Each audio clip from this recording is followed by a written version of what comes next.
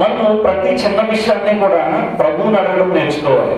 ఎందుకు నేర్చుకోవాలి? ప్రతి చిన్న విషయం దగ్గర కూడా ప్రభువుని ఎందుకు అడగాలి అని అంటే, యేసుక్రీస్తు వారు ఆయన ప్రాంతంలో నేర్పిస్తున్నప్పుడు అడుగుడి అనే విషయం ఒకటే, రెండవది వెదకుడి అనే విషయం ఒకటే, మూడవది కానీ ఆయన ఏమన్నాడు తట్టుడి అనే విషయాలు. కొన్ని ప్రార్థన అంశాల్లో కొన్ని విషయాలు ప్రభు ప్రాముఖ్యంగా కొన్ని చెప్పాడు. అది అడిగే విషయం ఒకటి, వెతికే విషయం ఒకటి, తట్టే విషయం ఒకటి.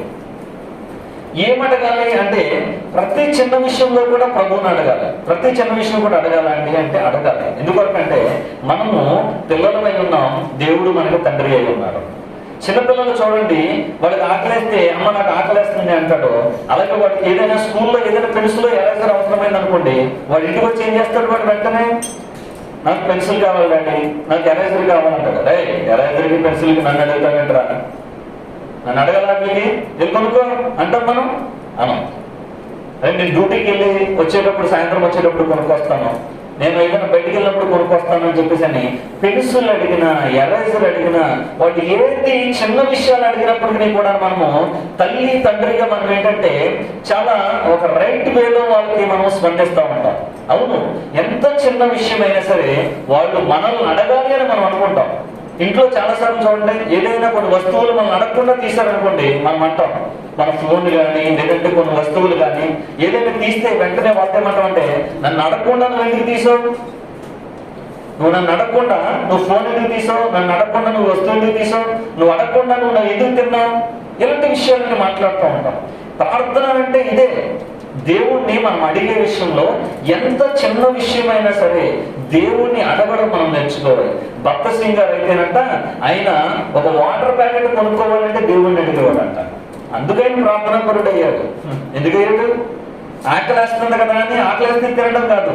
అతడు ఏంటంటే ఒక బిస్కెట్ ప్యాకెట్ సువార్తలోకి వెళ్ళినప్పుడు కూడా, దేవుని పనిలోకి వెళ్ళినప్పుడు కూడా ఆకలేస్తూ ఉంటే దేవుణ్ణి అడిగేవాడంట.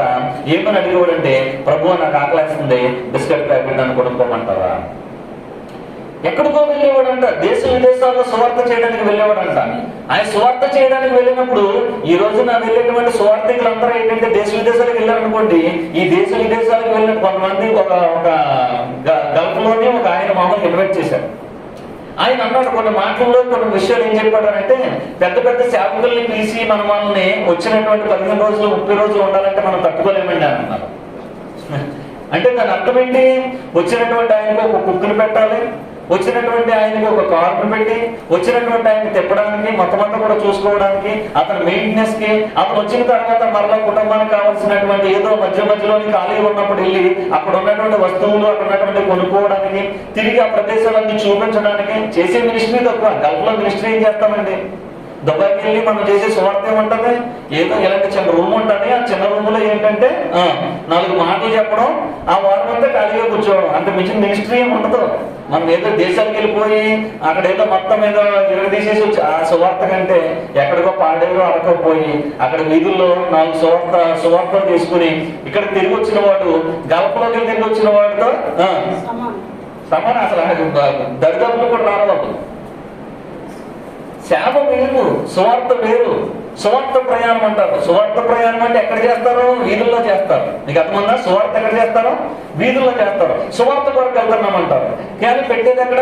చర్చిల్లో మీటింగ్లు. అంటే ఇవన్నీ ఎందుకు చెప్తాను అంటే, సంఘక్షేమాభివృద్ధి కొరకు వెళ్తారు, సువార్తలకు వెళ్తున్నామని చెప్తారు, అమెరికా ప్రయాణాలని. ఇవన్నీ ఏమిటి అని అంటే మనుషుల యొక్క జీవకుడంబాలు. వాళ్ళు చెప్తున్నది ఏంటంటే, ఈ పెద్ద పెద్ద వాళ్ళని పిలిస్తే వీళ్ళకి ఇవ్వడానికి ఇచ్చేటువంటి కానుకలు, వీళ్ళకి ఇచ్చేటువంటి ట్రావెలింగ్స్ ఇవన్నీ భరించాలంటే మా వల్ల కాదండి. అందుకే ఏదో దైవికంగా కొంచెం ఆత్మ సంబంధంగా వాక్యం తెలిసిన వారు ఎవరైనా సరే ఇన్వైట్ చేస్తే ఏదో మా కలిగిన దాంట్లో మనం చూసుకుంటాం. అంటే ఈ రోజున ఒక పెద్ద పాస్టర్ వస్తాడు అంటే భయపడిపోతున్నారు ఈ రోజు మెయింటెనెన్స్ కి. వాళ్ళే చిన్న చిన్న పనులు చేసుకుంటారు. వాళ్ళకి వచ్చేటువంటి, నాకు తెలిసినటువంటి ఒక సహోదరుడు అతడు చెప్పాడు ఏంటంటే, నేను బాత్రూమ్స్ క్లీనింగ్ చేసి డబ్బులు పంపిస్తానన్న వీళ్ళకి. ఒక ఆయనకి నేను డబ్బులు పంపించాను దేని కొరకనంటే వీడియో తీసుకుంటాడు అని చెప్పేసి నన్ను చెప్పాడు. నేను దాచి 40,000 రూపాయలు నేను ఒక 6 నెలల పాటు నేను దాచి 6 నెలలకి ఒక 40,000 రూపాయలు కెమెరా కొనుక్కోవడానికి ఇస్తే, ఆ కెమెరా అవసరం ఉన్నది, సువార్త చేయాలి, అది చేయలేదు అని చెప్పి 40,000 పంపించిన తర్వాత అన్నాడంట, ఎవరు అడిగితే 4,000 అవసరం నాకు ఇచ్చాను, ఇంకొక 15,000 పెట్టేమో ఫోన్ కొన్నాను, మిగతా దేనికో ఖర్చు అయిపోయిందని చెప్పాడంట. ఏ కెమెరా కావాలని చెప్పావు కదా అంటే, కెమెరా కంటే మామూలుగా ఫోన్లోనే బాగున్నదన్నా అన్నాడంట. అప్పుడు అర్థమైందంట. అప్పుడు చెప్పాడంట, నేను రూపాయి కష్టపడి సంపాదించేది ఇక్కడ ఆఫీసుల్లో ఉద్యోగం చేసి కాదు, ఇక్కడ లీటర్లను కడిగి, ఇక్కడ హాస్పిటల్లో లీటర్లను కడిగి నేను నీకు రూపాయి దాచిపెట్టించాను, నువ్వు చెప్పిన మాట ఏంటి, నువ్వు చేసింది ఏంటి అని అడిగాడంట. ఏమవ్వాలంట సేవకుడు? ఏమవ్వాలా సేవకుడు అంటే? ఈ రోజున ఎంత కమర్షియల్గా అయిపోయిందంటే, ఎంత విచ్చలవిడితనం అయిపోయిందంటే, కానుకలు వచ్చినటువంటి వాటిని ఎంత దుర్వినియోగం చేస్తున్నారంటే, వాళ్ళ ఇష్టం. నీకు ముందు తెలియదా దైవికమైనటువంటి చిత్తము నడిపింపు? నీకు ముందు తెలియదా? నువ్వు కెమెరా కొరకు దేవుడు నీకు ప్రేరేపించాడా? అంటే ఒక సొంత ఆలోచనలు, సొంత విధానాల్లో పరిచర్యలు ఏంటంటే ఈ రోజున మొత్తం క్రైస్తవ్యం అంతా కూడా గందరగోళంలో ఉన్నది. దేవుని యొక్క సంఘం ఆ కారణం ఏంటంటే, సంఘము ఈ యొక్క విశ్వాసులు ప్రార్థనా పునాదుల మీద కట్టబడతలేదు. ఈ విశ్వాసులు, ఈ క్రైస్తవ జీవితము ప్రార్థన పునాదుల మీద కడతలేదు. వాళ్ళు చూడండి, శిష్యులు అడిగారు, ఏమడిగారు? ప్రభువా మాకు ప్రార్థన నేర్పించమన్నారు. అంతేనా? ఏం నేర్పించమని అడిగారు? ఎందుకంటే ఆయన ప్రార్థన చేసుకున్నాడు కనుక, ప్రార్థన నేర్పించారు. ఈ రోజున సేవకులందరూ కూడా పిలిచి ఏం నేర్పించవలసి వస్తుందంటే, ఈ వీడియో ఎడిటింగ్లు. నాకు అర్థమవుతుందా? ఈ రోజు పాస్టర్ గారులకు ఇదే బాధ్యత అయిపోయింది. మాకు వచ్చిన వాడికి ప్రార్థన నేర్పించేది లేదు, వచ్చిన వాడికి వాక్యం చదవడం నేర్పించేది లేదు, వచ్చిన వాడికి పరిచయం నేర్పించేదే లేదు.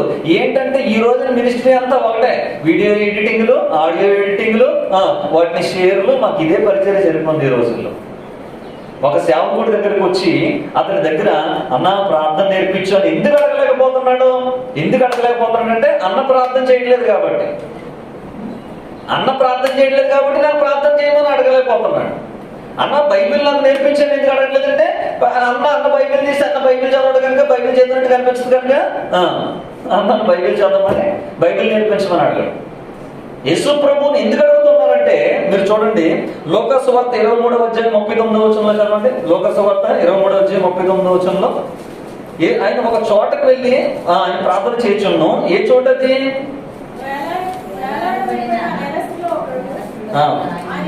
23:39 22:39 చదవండి. తరువాత ఆయన బయలుదేరి తన వాడుక చొప్పున ఒలీవల కొండకు వెళ్ళగా శిష్యులు కూడా ఆయన వెంట వెళ్తున్నారు. చూడండి, యేసు ప్రభువుకి వాడుక ఏంటంట? యేసు ప్రభువుకి వాడుక ఏంటి? వాడుక అంటే ఏంటి? అలవాటు. ఇప్పుడు మనకి అన్నం పొంగిపోతుంది అనుకోండి, అక్కడ గరిటె ఉంటుంది. తక్కువ గరిటె ఏ చేతితో తీస్తారు మీరు? చెప్పండి. అందరూ కుడి చేతితో తీయరు. ఎవరికి కుడి చేయి అలవాటు ఉంటే కుడి చేతితోనే వాళ్ళు తీస్తారు. ఎడమ చెయ్యి అలవాటు ఉన్న వాళ్ళకి ఎడమ చెయ్యి వెళ్తుంది. మీకు అర్థం ఉందా? ఏదైనా రాసుకోవాలనుకోండి, తక్కువ ఏదైనా రాయాలి అన్న మైండ్ లో ఆలోచన వచ్చినప్పుడు వెంటనే పెద్ద మీదకి ఏం చేయగలుగుతుంది? కుడి చెయ్యి అలవాటు ఉన్న వాళ్ళకి చిన్నప్పుడు కుడి చెయ్యి అలవాటు చేస్తే కుడి చెయ్యి వెళ్తుంది, ఎడమ చెయ్యి అలవాటు చేస్తే ఎడమ చెయ్యి. అంటే వాడుక అనేటువంటిది ఏదైతే ఉన్నదో అది నువ్వు నేర్పించాలి. వాడుకగా మారడానికి ముందేం చేయాలంటే అది నేర్పించాలి. క్రైస్తవ్యంలో ఎక్కువగా ఏంటంటే 21 రోజుల్లో ఉపవాస ప్రార్థన చేస్తూ ఉంటారు. మీకు తెలుసా? 21 రోజుల ఉపవాస ప్రార్థనలని ఈ రోజున అందరి టైటిల్ అదే. 21 days fasting prayers, 21 days fasting prayers, 21 days fasting prayers. ఆ 21 days ఫాస్టింగ్ ప్రేయర్ చేసేటువంటి ఎందుకు పెడుతున్నారంటే, రోజుకో టైటిల్ పెట్టి, రోజుకో థంబ్నెయిల్ పెట్టి ఇది అప్లోడ్ చేయడం కంటే 21 రోజుల ఉపవాస ప్రార్థన పెడితే వదిలిపోతుంది కదా. 21 రోజులకి ఇదే, 50 రోజులు ఉపవాస ప్రార్థన, ఇంక 50 రోజులకి ఇదే. రోజు లైవే కదా. ఈ రోజున ఏమైందంటే ఎవ్రీడే ప్రేయర్స్ ఆన్లైన్ లో లైవ్ జరుగుతున్నాయి. ఎందుకు పెడుతున్నారు? క్రైస్తవ్యంలో ఏదైనా పెడితే ఖచ్చితంగా ఒక రీజన్ ఉంటుంది, కానీ ఆ రీజన్ ఏంటనేది మనం గ్రహించాం. 21 రోజులు మీరు చూడండి, కోడి గుడ్లు పెట్టిన తర్వాత దాన్ని పొదిగించడానికి ఒక తట్టలో పెడతారు, ఒక బొట్టలో పెట్టి దాంట్లో గడ్డేసి ఆ పెట్టినటువంటి గుడ్లన్నీ కూడా ఆ గడ్డిలో పెట్టిన తర్వాత ఆ యొక్క కోడి పెట్టిన ఏం చేస్తారంటే ఆ గుడ్ల మీద పొదిగిస్తారు. అలా పొదిగించినటువంటి ఆ గుడ్లన్నీ కూడా పిల్లగా మారాలనుకోండి ఎన్ని రోజులు పడుతుందో తెలుసా మీకు? 21 రోజులు. చిన్నప్పుడు 21 రోజులైతే ఆ పెట్టనే ఆ పైన ఉన్నటువంటి తక్కువని తీసి ఏం చేసేవారు అంటే ఇంకా పిల్లలయ్యిందా లేదా అని చూసేవారు. అంటే 21 రోజుల పాటు ఆ తల్లి ఆ గుడ్డెల మీద అలాగే పొదిగి ఉంటే ఆ పొదిగి ఉన్నటువంటి ఆ వేడికి, ఆ చీకటికి, ఆ యొక్క వాతావరణానికి ఏమైందనంటే గుడ్డు మరొక జీవంగా మారింది, గుడ్డు మరొక రూపంగా మారింది. గుడ్డు ఒక జీవము భూమి మీదకి రావడానికి కారణమైంది. ఎలాగా? 21 రోజుల పాటు తల్లి యొక్క ఆ పరిధిలో, ఆ యొక్క ఆ వేడిలో, ఆ వాతావరణంలో, వాటిలో అది ఉండటం వలన ఆ గుడ్డు ఏమైందంటే పిల్లగా మారింది. ఆ గుడ్డు ఏమైంది? అరే సౌండ్ తగ్గిస్తారా చిన్నదే? ఏది అబ్జర్వ్ చేయడం ఉండదా? మీకు వస్తుంది కదా.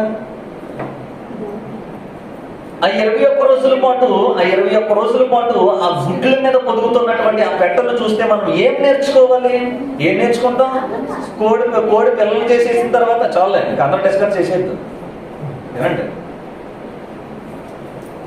పిల్లలు పెట్టిన తర్వాత మనకి ఏమర్థమైంది? పిల్లలు పెట్టిన తర్వాత ఈ పిల్లలు పెద్ద అవుతుంది, ఈ గుడ్లు పెట్టేసినటువంటి పెట్టని ఏం చేయాలి? ఇప్పుడు కోసుకు తినేయాలి. మనకు తెలిసిన కాన్సెప్ట్ మనం నేర్చుకున్నది అదే, అంతే కదా. పిల్లలు పెట్టడం అయిపోయింది కాబట్టి దీని ఏం చేయాలి? ఇంకా కోసేయాలి. ఇంకా ఇది పని అయిపోయింది. ఇంకా ఇది మనం నేర్చుకున్నటువంటి పాఠం. కానీ 21 రోజులలో మనం నేర్చుకోవాల్సింది ఏంటంటే, ఏదైనా ఒకటి అలవాటు చేయడం, ఒక సైంటిఫిక్ గా కూడా మీరు యూట్యూబ్ లో కూడా చూడండి, 21 days ఏదైనా ఒకటి కానీ మీరు నేర్చుకుంటే, అంటే తెల్లవారుజాము 4 గంటలకు లేవాలి అనేటువంటిది మీరు ఎప్పుడైనా నేర్చుకోవాలనుకున్నారనుకోండి, నేర్చుకోవాలనుకుంటే దాన్ని ఏం చేయాలి తెలుసా? దాని సాధన 21 రోజులు చేయాలంట. ఆ 21 రోజులకు నువ్వు అలారం పెట్టుకుంటావో, లేదంటే ఎవరైనా మనిషిని పెట్టి లేపించుకుంటావో, లేదంటే తెల్లవారు 4 అయ్యేసరికి మీకు అర్థమవుతున్నదా? ఇప్పుడు చాలా రకాలుగా వచ్చేసినాయి కదా, అంత రోబోటిక్ వచ్చేసింది కదా. తెల్లవారు 4 అయ్యేసరికి మంచం అదే కింద పడేది కావాలి. నేను మీకు అర్థమైందా? అలా మంచం మీద నుంచి కొన్ని ఉంటాయి, కొన్ని హోటల్స్ ఉంటాయి, అలా మంచం నుంచి డైరెక్ట్ గా ఎక్కడికి వెళ్ళిపోతాడంటే స్విమ్మింగ్ పూల్ లో వెళ్ళిపోతాడు. అలాగే ఫారెన్ దేశాల్లో ఉంటాయి, వాళ్ళకి అలాంటి లగ్జరీస్ అలాంటివి ఉంటాయి. అలా 4 గంటలకు లేవాలనేటువంటి సిస్టమ్ పెట్టుకుని ఏం చేస్తారనంటే, ప్రతిరోజు దాన్ని చేయండి. 21 రోజుల తర్వాత ఏది పెట్టుకోకుండా ఆటోమేటిక్ గా మీకు మెలుగు వస్తుందండి. ఇది సైంటిఫిక్ గా రుజువైనటువంటి విషయము. అందుకొరకే బైబిల్లో 21 రోజుల ప్రార్థనలు ఎందుకు చేస్తారంటే, ఈ 21 రోజుల ప్రార్థన తర్వాత మీకు కూడా ప్రార్థన అలవాటు అవుతుందని. ఇంకా ఆటోమేటిక్గా అదే చూస్తారు, అదే వింటారు. మీకు అలాగా ప్రార్థన మీకు రావాలి అని అంటే, వాక్యము చదవాలి అని అంటే, వాక్యము వినాలి అని అంటే, మీరు దేవుడి సన్నిధికి రావాలి అని అంటే, దాన్ని ఏం చేయాలి అని అంటే, దాన్ని వాడుకలోనికి తేవాలి. ఏం చేయాలి? వాడుకలోనికి తేవాలి. మీరు ఎప్పుడైతే వాడుకలోనికి తేవాలో అది కనుమరుగైపోతుంది. మీకు అర్థమవుతుందా? మీరు ఎప్పుడు వాడుకలోనికి తేరో, ఇప్పుడు మొత్తం తెలుగు భాష మాట్లాడటం మానేసి, మీకు అర్థమవుతుందా, కొంతకాలం ఓన్లీ ఇంగ్లీషే మాట్లాడారనుకోండి, అందరూ వాడుక భాషలోనే, ఎవరికి ఏమవుతుంది? ఇంగ్లీష్ వాడుక భాష అవుతుంది, తెలుగు అనేటువంటిది కనిపించకుండా కనుమరుగైపోతుంది. అంటే నువ్వు దేనిని వాడతావో, వాడుకలోనికి తెస్తావో, ఆ వాడుకలోనికి తెచ్చినది ఏమవుతుంది అంటే వాడుకలో ఉంటుంది. దేన్నైతే వాడుకలోనికి తీసుకురావో అది ఏమవుతుంది అంటే ఆటోమేటిక్ గా కనిపించకుండా పోతుంది. అలాగే క్రైస్తవ జీవితంలో ఈ రోజున ప్రార్థన కనుమరుగైపోవడానికి, బైబిల్ చదివేవారు కనుమరుగైపోవడానికి, వాక్యము వినేవారు కనుమరుగైపోవడానికి ఈ రోజున ఇలాంటి పరిస్థితుల కారణం ఏంటంటే, ఇలాంటి వాడుక యేసు ప్రభువారు శిష్యులకు నేర్పించినట్టుగా ఈ రోజున సేవకులు సంఘమునకు నేర్పించలేకపోతున్నాం. ఈ విధానము నేర్పించలేకపోతున్నాం, ఈ అలవాట్లు నేర్పించలేకపోతున్నాం. ఏంటంటే లోక సంబంధమైనటువంటి పోకడల్లోనికి వెళ్ళిపోయి, లోక సంబంధమైనటువంటి ఆలోచనలోనికి వెళ్ళిపోయి, లోక సంబంధమైనటువంటి ఆర్భాటాల్లోనికి వెళ్ళిపోయి ఏంటంటే ఈ యొక్క భక్తి జీవితమును, దాని సాధనను ఏంటంటే విడిచిపెట్టేశారు. ఈ రోజున యేసు ప్రభు అంట తన వాడుకు చొప్పున, ఆయన తన వాడుకు చొప్పున, చదవమ్మా, ఒలీవల కొండకు వెళ్ళగా ఆయన శిష్యులను ఆయన వెంట వెళ్ళిరి. ఆ చోటు చేరి ఆయనతో, మీరు శోధనలో ప్రవేశించుకున్నట్లు ప్రార్థన చేయడని చెప్పి వారి యొద్ద నుండి రాతివేత దూరము వెళ్ళి మోకాళ్ళుని తండ్రి, చూసారా ఏమని పిలుస్తున్నాడో? రాతివేత దూరం వెళ్ళి ఆయన ఏం చేశాడంట? అక్కడ మోకరించి. ఎందుకు మోకరించాడు? ప్రతి వాని మోకాలు ఆయన నామములో ఆయన ఎదుటి వంగాలి కదా. మీకు అర్థమవుతుందా? ప్రతి వాని యొక్క మోకాలు ఆయన ఎదుట యేసుక్రీస్తు నామమున, ఈ భూలోకంలో కానీ పైన కానీ కింద కానీ ఎవరైనా సరే ఆయన ఎదుట వంగాలి కదా. కానీ యేసుక్రీస్తు వారు శరీరధారి అయిన దినవల్లో ఆయన తన వాడుకు చెప్పిన ఒలీవల కొండకు వెళ్ళి అక్కడ ఆయన మోకాళ్ళేసి ప్రార్థన చేస్తున్నాడు. ఇది ఎవరు చూస్తున్నారు? ఆయన కూడా ఉన్న శిష్యులు చూస్తున్నారు. ఎవరు చూస్తున్నారు? శిష్యులు చూస్తారు. కనుక ఇప్పుడు వీళ్ళ ప్రార్థన నేర్చుకున్నప్పుడు, ప్రార్థన చేసేటప్పుడు ఎలా చేస్తారు వీళ్ళు? ఖచ్చితంగా మోకాళ్ళు చేస్తారనమాట. అందువరకే భక్త సింగ్ గారు ఏమంటాడు అని అంటే, ఆయన మోకరించేటువంటి చేసేటువంటి ప్రార్థన విషయంలో ఆయన గురించి సాక్ష్యం ఏంటంటే, ఆయన మోకరించిన చోటు గొయ్యి కింద మారిందంట. మోకరించిన స్థలం ఏమైంది? ఆయన మోకాళ్ళు అక్కడ గొయ్యి కింద మారిందంట. ఆ గొయ్యే ఒక ప్రార్థనా పరుడి యొక్క సాక్ష్యమును అది బహిర్గతం చేస్తున్నాడు. ఎంత ప్రార్థన జీవితం ఆలోచించండి. వాళ్ళు పునాదులు ప్రార్థనల మీద కట్టారు కాబట్టి వారు నిర్మించినటువంటి, వారు కట్టినటువంటి పరిచర్యలు నేటికి ఉన్నాయి. మిగిలిన పరిచర్యలు ఎన్నో పెద్ద పెద్ద పరిచర్యలు వస్తాయి, ఎంతో మంది పెద్ద పెద్ద మినిస్ట్రీలు వస్తూ ఉంటాయి. కానీ కొంతకాలం తర్వాత, కొన్ని సంవత్సరాల తర్వాత ఇవి కనిపించకుండా పోతాయి. అవి చాలా ఒకసారి ఏదో ఆర్భాటంగా వస్తుంది, తారాజోలాగా అలా సర్రమని పైకి వెళ్తుంది, టపటపటపటమని వెళ్తుంది. కిందకు వచ్చేటప్పటికి మళ్ళీ నెక్స్ట్ తరానికి ఆ మినిస్ట్రీ కనిపించుతుంది, ఆ పరిచర్య కనిపించుతుంది, ఇంకా ఆ సేవ ఉండదు. అది ఎందుకు ఉండదు అని అంటే దానికి కారణాలు ఏంటంటే, వారి పునాదులు ప్రార్థన మీద కాదు, వారి పునాదులు క్రీస్తు మీద కాదు. వారంతా కూడా లోక సంబంధమైనటువంటి జీవకుడంపపు ఆలోచనలో ఏం చేశారనంటే, వారు కట్టారు కనుక మీ క్రీస్తు రాకడలోనికి వచ్చేంత వరకు నిలబడే పరిచర్యలు కాదు. అలాంటి పరిచర్యలు భూలోకమందు జరగడానికి దేవుడు కృప చూపించినట్లుగా మనం ప్రార్థన చేయాలి. అలాంటి సేవలు జరిగినట్లుగా మనం ప్రార్థన చేయాలి. యేసు ప్రభు వారు తన వాడుకు చెప్పిన ఒలీవల కొండకు వెళ్ళి ఆయన అక్కడ మోకరించి ఆయన ప్రార్థన చేస్తున్నాడు. ఏమంటే యేసు ప్రభు ఆయన ప్రార్థన చేస్తేనే కానీ ఆయనకి ఆహారం కానీ, ఆయన ప్రార్థన చేస్తేనే వస్త్రం కానీ, ఆయన ప్రార్థన చేస్తేనే సమస్య ఆయన దగ్గర నుంచి పోదా? చెప్పండి. ఆయన ఆజ్ఞాపిస్తాడండి, తుఫాను ఆజ్ఞాపిస్తాడు, చనిపోయిన లాజరునే బయటికి పిలుస్తాడు, కుష్ఠు రోగుల్ని బాగు చేస్తాడు, గుడ్డివాడికి కళ్ళిస్తాడు. ఆయన అడగడం ఏంటంటే, ఆయన ప్రార్థన చేయడం ఏంటండి? ప్రభువే ఆయన మోకరించి ఆయన ఒక చోటును ఏర్పాటు చేసుకుని, ఆయన ఒక స్థలాన్ని ఏర్పాటు చేసుకుని, దాన్ని వాడుకగా మార్చుకుని, దాన్ని అక్కడికి వెళ్ళడం అనేది అలవాటుగా మార్చేసుకుని అక్కడికి వెళ్ళి అలా ప్రార్థన చేసుకుంటూ ఉంటే యేసు ప్రభు వారి శిష్యులు కూడా వెళ్ళి ఏం తెలుసుకున్నారంటే, ప్రభువా నువ్వు రోజు వెళ్తున్నావు, రోజు వెళ్ళి నువ్వు ప్రార్థన చేసుకుంటున్నావు. అలా కాదు ప్రభువా, అలా ఎక్కడ ఏం ప్రార్థన చేస్తున్నావు మాకు అర్థం కావట్లేదు, మాకు తెలియట్లేదు. నువ్వేంటంటే రాత్రి వేళ దూరం వెళ్తున్నావు, ఏకాంతంగా ప్రార్థన చేస్తున్నావు, మాకు కూడా ఏం ప్రార్థన చేయాలో మాకు రావట్లేదు, మేము 5 నిమిషాలు ప్రార్థన చేసి అయిపోతున్నది, ఆమె అనేస్తున్నాం. అలా కాదు, రాత్రంతా నువ్వు ప్రార్థన చేస్తున్నావు. నువ్వు ఎలా చేయగలుగుతున్నావు? మాకు నెలలో ఒక్క ఆన్లైన్కి ఇబ్బంది అయిపోతున్నది, నువ్వు రోజు ఆన్లైన్లు చేస్తున్నావు, ఎలా చేస్తున్నావు ప్రభు? ఇది ఎలా సాధ్యమవుతున్నది అని యేసు ప్రభు వారు ప్రార్థనా జీవితాన్ని చూసి యేసుక్రీస్తు వారి శిష్యులు అడుగుతున్నారు. ఆ యేసుక్రీస్తు వారి శిష్యులను అడిగినటువంటి వారికి యేసుక్రీస్తు వారి ప్రార్థన నేర్పించాడు. మన పితరులందరూ కూడా ఇలాంటి ప్రార్థనా జీవితంతోనే వారి యొక్క పిలుపుని స్థిరపరుచుకుని వారి యొక్క పరిశుద్ధమైనటువంటి జీవితాన్ని వాళ్ళు కట్టుకున్నారు. చూడండి ఆదికాండము 12వ అధ్యాయంలో, ఆదికాండం 12వ అధ్యాయము 7వ వచనం నుంచి చదవండి. 12వ అధ్యాయం 7వ వచనం నుంచి, యెహోవా అబ్రహామునకు ప్రత్యక్షమయ్యి ఇదిగో నీ సంతానమునకు ఈ దేశం ఇచ్చేదనని చెప్పగా అతడు తనకు ప్రత్యక్షమైనటువంటి యెహోవాకు ఒక బలిపీఠము కట్టెను. అక్కడ నుండి బయలుదేరి బేతేలునకు తూర్పునున్న కొండకు చేరి పడమటనున్నటువంటి బేతేలుకును తూర్పునున్నటువంటి హాయికిని మధ్యన ఒక గుడారము వేసి అక్కడ యెహోవాకు బలిపీఠము కట్టి యెహోవా నామమున ప్రార్థన చేస్తున్నాడు. దేవుడు అబ్రహామును పిలిచిన తర్వాత, అబ్రహాము నీ సంతానానికి ఈ దేశం ఇస్తానని చెప్పిన తర్వాత అబ్రహాము వచ్చి చేసిన పని ఏంటంటే, చెప్పండి ఏం చేస్తున్నాడు? అక్కడికి వచ్చి అక్కడ ఒక కొండకు చేరి ఆ కొండ మధ్యన అక్కడ బేతేలుకుని ఈ హాయికి మధ్యలో ఆ కొండ మీద ఒక బలిపీఠము, అక్కడ గుడారం వేసి అక్కడ బలిపీఠం కట్టి అక్కడ ప్రార్థన చేస్తున్నాడు. అలా ప్రార్థన చేసుకుంటున్నాడు. బానే ఉన్నది. దేవుడు ఇచ్చినటువంటి వాగ్దానం గుర్తున్నది. దేవుడిని సంతానానికి దేశం ఇస్తా అన్నాడు, అది కూడా గుర్తున్నది. ఓకే, భక్తి జీవితం సాగుతున్నది.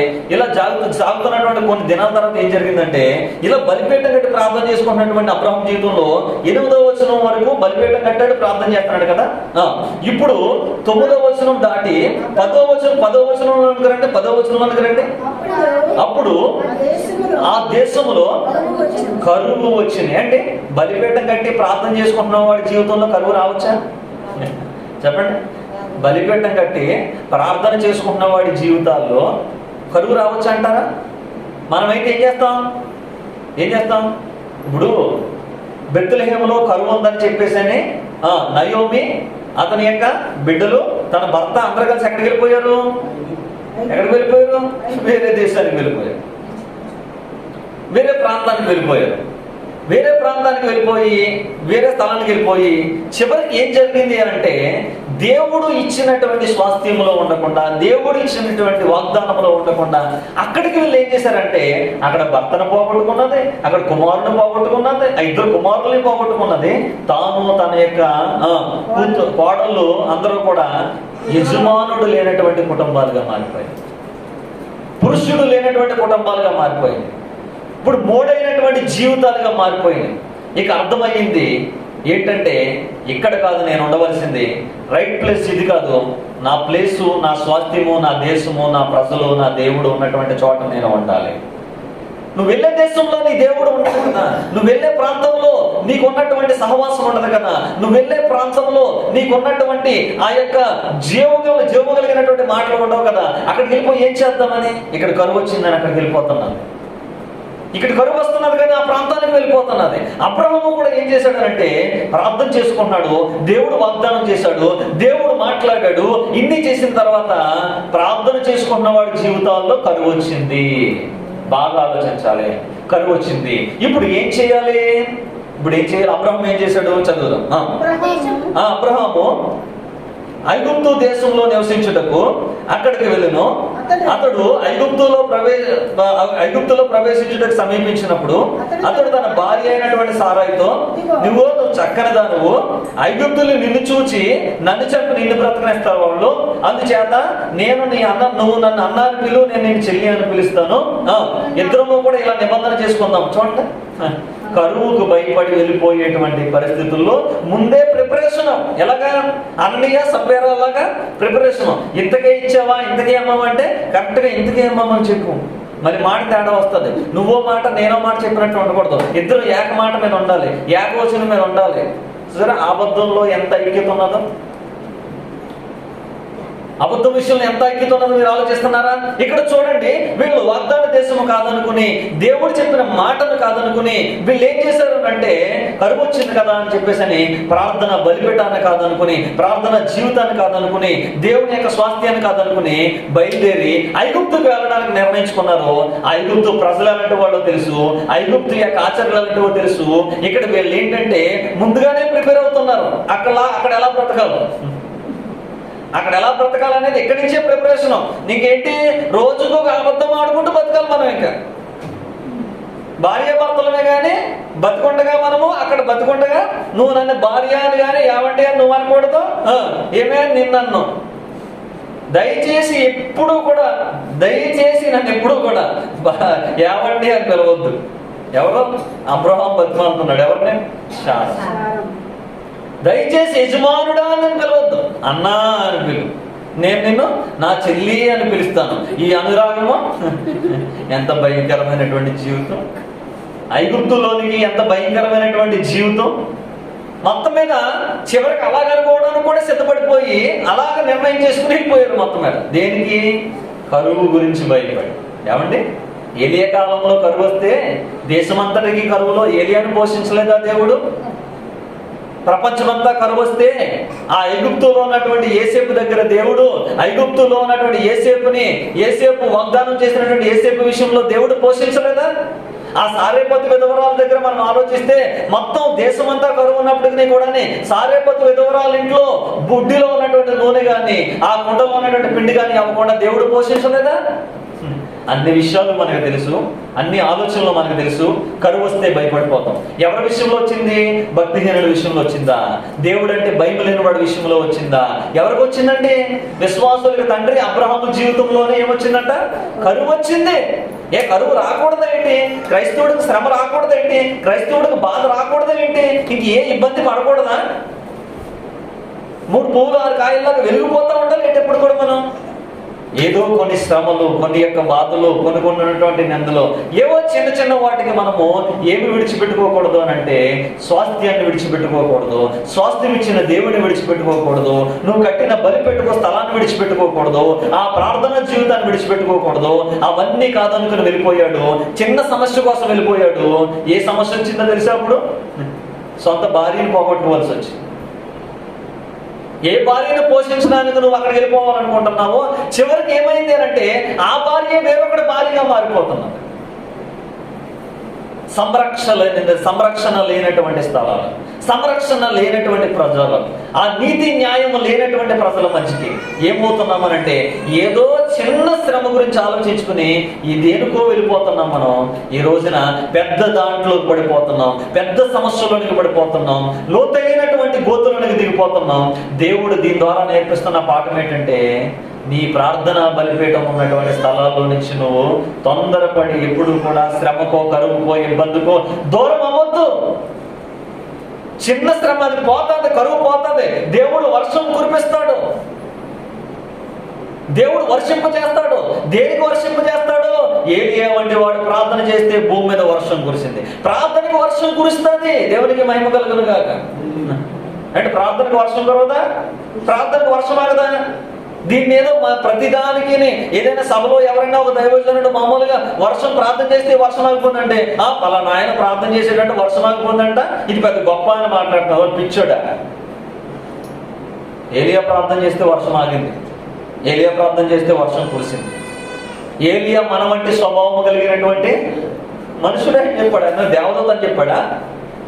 వేరే గ్రహంతరవాసి అని చెప్పాడా? ఏదైనా చెప్పాడా? ఇటు దేవుడు మీలాంటి స్వభావమే, మీలాంటి వాడే, మీకులాగా అన్నం తినేవాడే, మీకులాగా రొట్టెలు తినేవాడే, మీకులాగే వస్త్రాన్ని కట్టుకునేవాడే, మీకులాగే ప్రార్థన చేసేవాడే. కానీ అతడు ప్రార్థన చేస్తే ఆసక్తితో చేస్తాడు. దేవునికి మహిమ కలుగును గాక. అలాగే ఆసక్తితో చెయ్యి. దేవుని యొక్క సభ జరుగుతున్నది. దేవుడు తన వర్షమును ఆపించుటకు శక్తివంతుడై ఉన్నాడు. తన భక్తుల ప్రార్థన ఆలకించుటకు ఆయన శక్తివంతుడై ఉన్నాడు. ప్రతి అవిశ్వాసి ఏం చేస్తాడంటే వాడు ఆలోచించుకుంటా ఉంటాడు. విశ్వాసము కొంచెం వచ్చినా సరే పేతురులాగా యేసు ప్రభు మీద, నీటి మీద నడవాలని ఒక ప్రయత్నమైనా చేస్తాడు, కొంచెం ప్రయత్నమైనా చేస్తాడు. నువ్వు ప్రార్థన ఆసక్తితో చెయ్యి. వర్షం ఆగిపోయి, మీటింగ్ ఆగిపోయి, పెట్టి ఖర్చంతో వృధా అయిపోవడం దేవునికి ఇష్టమా? నీకు ఏం కావాలి? ఇప్పుడు మీటింగ్ ఆగిపోవడం కావాలా? మీటింగ్ జరగడం కావాలా? మీటింగ్ జరగాలి, సువార్త ప్రకటించబడాలి. అక్కడ నష్టం జరగడం కోరుకున్నావంటే నువ్వు దురాత్మ సంబంధమే, అపవాది సంబంధం. దేవుడు జరిగించిన కార్యాన్ని బట్టి దేవుని మహిమ చెల్లించు, అంతేగాని హేళనగా మాట్లాడడం, తక్కువ చేసి మాట్లాడడం. ఆయన ప్రార్థన చేశాడంట, వర్షం ఆగిపోయిందంట, మరి ఏం చేయాలి? కరువు వచ్చింది కదా అని చెప్పేసానని అబ్రహాం ఏం చేశాడంటే ప్రార్థనా జీవితాన్ని విడిచిపెట్టి వెళ్ళిపోయాడు, బలిపీఠపు జీవితాన్ని విడిచిపెట్టి వెళ్ళిపోయాడు. ఏమయ్యింది అంటే చివరికి చిన్న సమస్య కాక గోటితో పోయే సమస్యని ఎక్కడ తెచ్చుకున్నాడంటే గొడ్డలికి తెచ్చుకున్నాడు. ఒక పూట ఆహారం కొరకు, లేదంటే కొన్ని రోజుల యొక్క ఆహారం కొరకు, ఆకలి కొరకు ఏం చేశాడంటే చివరికి ఎవరి కొరకైతే బ్రతుకుతున్నాడో, ఎవరి కోసమైతే జీవితాన్ని త్యాగం చేసుకున్నాడో చివరికి ఆ భార్య పోయేటువంటి పరిస్థితుల్లోనికి వచ్చింది. అప్పుడు అర్థమైంది. చివరికి 13వ అధ్యాయంలో చూడండి, 13వ అధ్యాయం మొదటి నుంచి చదవనప్పుడు అబ్రహాము తనకు కలిగినటువంటి సమస్తమును తన భార్యను ఒకరే చదవండి. తనతో కూడానున్న లోతును వెంట పెట్టుకుని ఐగుప్తులో నుండి నెగబును అంటే దక్షిణ పాలస్తీనాకు వచ్చెను. చదవండి. అబ్రహాము వెండి బంగారములు కలిగినటువంటి పశువులు గల బహుధనవంతుడై ఉండెను. అతడు ప్రయాణము చేయించు దక్షిణము నుండి బేతేలు వరకును, అనగా బేతేలుకును హాయికి మధ్య ఉన్నటువంటి తన గుడారము మొదట ఉండిన స్థలము వరకును వెళ్ళి తాను మొదట బలిపీఠము కట్టిన చోట చేరెను. ఏం చేశాడంట? చివరికి ఎక్కడికి చేరాడు? ఎక్కడికి చేరాడు? ఎక్కడ దేవుడు వాగ్దానం చేశాడో, ఎక్కడ దేవుడు ఆశీర్వదిస్తానని చెప్పాడో, ఏ స్థలాన్ని దేవుడు ఇస్తానని చెప్పాడో, కరువు వచ్చింది కదా అని కంగారు పడి వెళ్ళిపోతే చివరికి వచ్చిన నష్టం ఏంటంటే భార్య పోయే పరిస్థితి వచ్చింది. ఏదో దేవుడు కృప ద్వారా మరలా తిరిగి భార్యని సంపాదించుకున్నాడు కనుక మరలా అప్పుడు అర్థమైంది, మనము తొందరపడి బలిపీఠాన్ని విడిచిపెట్టుకోకూడదు, ప్రార్థన జీవితాన్ని విడిచిపెట్టుకోకూడదు, దేవుడిని విడిచిపెట్టుకోకూడదు, స్వాస్థ్యాన్ని విడిచిపెట్టుకోకూడదు, దేవుని యొక్క సహవాసాన్ని విడిచిపెట్టుకోకూడదు, దూరం అవ్వకూడదు అని అర్థమై ఏం చేశాడంటే తిరిగి మరలా ఆలోచన ఎక్కడికి వెళ్ళాలని వచ్చి చెప్పండి. అక్కడి నుంచి ఇంకో దేశం రాలేదు. ఎక్కడికి వచ్చింది? మొదట దేవుడు ఎక్కడ ప్రత్యక్షమయ్యి మాట్లాడాడు, ఎక్కడికి వచ్చి అబ్రాహాము ఒక గుడారం వేసి బలిపీఠం కట్టి ప్రార్థన చేశాడు, అక్కడికే వెళ్ళిపోదాం. అక్కడ వాన కోవేళ్లకు అక్కడ గూళ్ళు పెట్టుకోవడానికి స్థలం దొరికింది, అక్కడే నాకు స్థలం దొరికింది, నేనెందుకు వెళ్ళిపోవాలి? పక్షులు ఎక్కడెక్కడెక్కడెక్కడో తిరిగి ఏదో విధంగా వచ్చి బలిపీఠం దగ్గర గూళ్ళు పెట్టుకుంటున్నాయంట దేవుడి దగ్గర. నీకు దేవుడు పక్షుల కంటే శ్రేష్ఠుడైనటువంటి, నీకు దేవుడు ఆశ్రయం ఇవ్వడా, నీకు పక్షుల కంటే గొప్పవాడైనటువంటి నిన్ను దేవుడు ఏమాత్రమునో కూడా ఆయన పట్టించుకోకుండా విడిచిపెట్టేస్తాడా? ఒకసారి ఆలోచించండి. ప్రభు మాట్లాడుతున్నాడు. మరలా మొదట ఉండినటువంటి స్థలమునకు తిరిగి వచ్చేసాడు. తిరిగి వచ్చిన తర్వాత ఏం జరిగిందో తెలుసా? అప్పుడు అబ్రహాము యెహోవా నామమున ప్రార్థన చేశాను. అబ్రహాముతో కూడా వెళ్ళినటువంటి లోతు గొర్రెలు, గొడ్లు, గుడారములు, పశువులు అన్నీ ఉండెను కనుక వారు కలిసి నివసించుటకు ఎప్పుడండి? ఎక్కడికి వచ్చిన తర్వాత దేవుడు మొదట ఎక్కడ గుడారము వేశాడో, ఎక్కడ దేవుడికి ప్రార్థన చేశాడో, ఎక్కడ దేవుడు నీ సంతానానికి స్థలాన్ని ఇస్తానని చెప్పాడో ఆ స్థలంలోకి వచ్చి కొంతకాలం ఉండేసరికి ఏమైపోయిందంటే అబ్రహాము లోతు ఇద్దరు ఆస్తి ఎలాగైపోయిందనంటే వీళ్ళిద్దరు కలిసి ఒక ప్రాంతంలో ఉండలేనంత విస్తారమైన ఆస్తి అయిపోయిందంట. దేవునికి మహిమ కలుగును. ఉండవలసిన ప్లేస్ లో ఉంటే, ఉండవలసిన స్థానంలో ఉంటే నీ అభివృద్ధిని దేవుడు ఎవరో కూడా ఈ భూమి మీద మొక్క ప్రవహిస్తున్నటువంటి నది పక్కన ఉన్నప్పుడు రోజు వెళ్ళి నీరు పోయమ్మా అని ఎవరైనా చెప్తారా? చెప్పండి. దేనికి పోయమని చెప్తారు? దేనికి చెప్తారు? ఎక్కడ నీరు లేనటువంటి దానికి, ఎక్కడ నీటి వసతి లేని దానికి, దానికి రోజు నీరు పోసి దానికి జాగ్రత్తగా అన్ని చేస్తేనే కానీ అది అవును. కానీ ఇది నీటి వారణ నాటబడినటువంటిది. ఇది ఈ నీటి వారు నాటబడిన దానికి ఎవరు అవసరం లేదు. ఎందుకొరకనంటే దీని వేళ్ళు మనుషుల వైపు కాకుండా దీని యొక్క నీరు మనుషులు పోస్తారని చూడక ఈ యొక్క వేర్లు ఏంటంటే ఈ ప్రవహిస్తున్నటువంటి నది వైపుకు తన్నుకుని వెళ్తాయి. ఆ జీవము కలిగిన పరిశుద్ధాత్మ వైపుకు నీ ఆలోచనలు వెళ్తాయి. పరిశుద్ధాత్మ దేవుడే నీకు కావలసిన వాటిని ఆయన అనుగ్రహిస్తాడు. ఆయన వర్షము పడకపోతే కరువు వచ్చి భూమి ఎలా ఎండిపోతుందో ప్రార్థన జీవితం లేకపోతే మనమును కూడా అలాగే ఎండిపోతాం. మీరు ప్రతి చిన్న విషయంలో దేవుడిని అడగండి దయచేసి. అది చిన్నది పెద్దది అని కాదు. ప్రయాణం చేసేటప్పుడు దేవుడికి చిన్న ప్రార్థన చేసుకోండి. కొన్నిసార్లు మనం మర్చిపోయి వెళ్ళిపోతాం అంటాం. కారులోకి వచ్చిన తర్వాత గుర్తొస్తుంది, అప్పుడు కూడా మనసులో చిన్న ప్రార్థన చేసుకోండి. డ్యూటీకి మర్చిపోయి వెళ్ళిపోతాం అంటాం. ఒక ఇంటికాడ మర్చిపోతే దేవుడికి అక్కడ జ్ఞాపకం చేశాడు కదా, దాని అర్థం ఏంటి? అక్కడ కూడా చిన్న ప్రార్థన చేసుకోమని. భోజనం చేసేటప్పుడు చిన్న ప్రార్థన చేసుకోండి. పిల్లల్ని స్కూల్కి పంపించేటప్పుడు చిన్న ప్రార్థన చేయండి. అలాగే ప్రతి చిన్న విషయంలో ఏదో ఒక చిన్న విధంగా చిన్న ప్రార్థన పెద్ద ప్రార్థన మొత్తం మీద చేయండి. ఇలా ప్రార్థన మీకు వాడుకగా మారితే, మీకు అలవాటు అవుతే ఏమవుతుంది అని అంటే చివరికి మీరు ప్రార్థనా పరులుగా మారుతారు. ప్రార్థనా పరులుగా మారితే ఏమవుతుంది అని అంటే వారు నివసించడానికి వీలు లేనంత ఆశీర్వాదం వారి జీవితాల్లో వచ్చినట్లుగా ప్రార్థన కలిగినటువంటి జీవితాల్లోనికి దేవుడు తన కృపని కుమ్మరిస్తాడు. ఆ కృప చూపుట్లో ఆయన ఐశ్వర్యవంతుడై ఉన్నాడు. ఇంకా చెప్పవలసిన సంగతులు అలా చాలా ఉన్నాయి, కానీ ఈ పాఠం నేర్చుకోండి, దీంట్లో సాధన చేయండి, ఇందులో జీవించడానికి ఇష్టపడండి. ఇందులో మీరు సాధన చేసి మొట్టమొదటిగా ప్రయత్నం చేస్తే ఏమన్నాను, సైంటిఫిక్ గా కూడా 21 రోజులు ప్రయత్నం చేస్తే ఏమవుతుందంట అది అలవాటుగా మారిపోతుందంట. కొంచెం కష్టంగా ఉండొచ్చు కొన్నిసార్లు. బైబిల్ చదవడం, ఒక అధ్యాయం చదవండి. ఫస్ట్ ఒక రోజుకు ఒక అధ్యాయం చదవండి, లేకపోతే రోజుకు ఒక్క వచనమే చదవండి. మీరు ఒక్క వచనమే చదవండి, ఎక్కువ వచనంలో రోజుకు వచనం చదవండి. లేకపోతే రోజుకు ఒక 5 నిమిషాలే ప్రార్థన చేయండి. ఒక 5 నిమిషాలే, లేకపోతే 1 నిమిషమే ప్రార్థన చేయండి. నేనేమి ఎక్కువ చేయట్లేదు కదా. తెల్లవారు లేచిన తర్వాత 1 నిమిషం ప్రార్థన, పడుకున్న ముందు 1 నిమిషం ప్రార్థన, 2 నిమిషాలు ఒక రోజు కేటాయించండి ప్రార్థనకి. ఒకే ఒక 2 నిమిషాలు ఆ మంచం మీద కూర్చొని మోకరించడానికి అవ్వకపోతే మోకరు కూర్చుని 1 నిమిషం అలాగా కళ్ళు మూసుకుని దేవుడిని ప్రార్థించండి. అది అలవాటు చేసుకోండి. ఫస్ట్ అలవాటు ఏమవుతుంది అని అంటే నీ జీవితంలో ఆశీర్వాదకరంగా మారుతుంది. అలవాటు నీ జీవితంని దీవెనకరంగా మారుస్తుంది. అలవాటు నీ జీవితాన్ని ఒక విస్తారమైనటువంటి సమృద్ధి కలిగిన దానిగా మారుస్తుంది. నువ్వు